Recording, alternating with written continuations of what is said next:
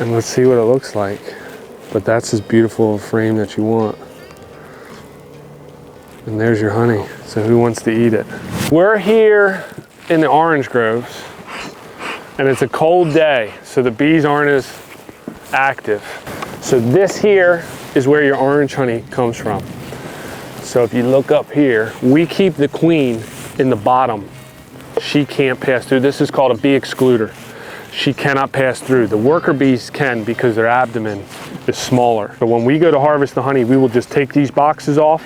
We'll run the bees out. So we'll keep all the bees here, and the queen will be in there. So this is just one hive. So let's see if we can find the queen. She's gonna be somewhere on one of these frames. So the queen is just gonna be a little bit bigger. There she is. So just a night fat queen that she's doing her job. Makes a big bee population, which is kind of what we want in Florida. So the wax keeps those hives, keeps that honey from running out. That's called a capping. And what they'll do is the bees cap that so that honey can't come out. So I can shake it all around, it'll never come out. But then when we go to extract it, the machine pulls all those cappings off, and then we spin it, and that's what slings the honey out. One box, when it's full, will be about 30 to 35 pounds of honey. We'll get of liquid honey out of that. This is raw honey, yep. So what you see there, the only thing we do different after this process is we just filter it so there's no dead bees and there's no wax. That's it. I mean, you do get some people that want that in there, but most people want the raw honey.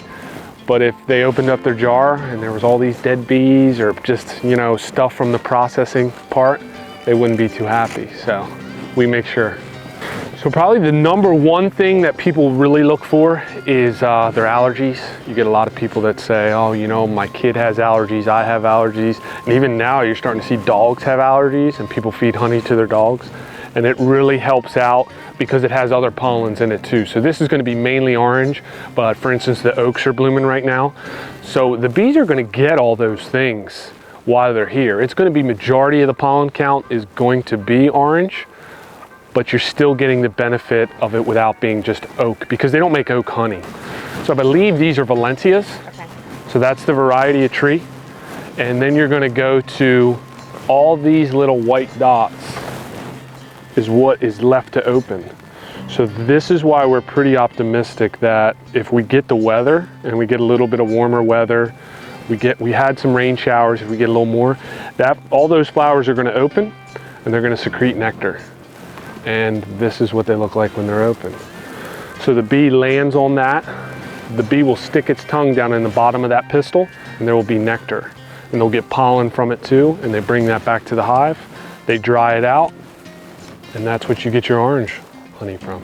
I'm not 100% positive on orange flowers, but I would say if they're like anything else, you usually have a pollination viability time frame of about 24 to 36 hours. So once that flower opens, it's going to produce a pollen or it's going to produce nectar for about 24 to 36 hours. I'm dependent on the success of the orange grower, because if he doesn't have any economic viability to grow his oranges, well, then I lose out on orange honey. Just like the cattle rancher. If the cattle rancher can't sell his cows and make good money on his beef, that affects me, because now the cattle rancher sells his ranch and they put homes there. And now I don't have a place to put the bees.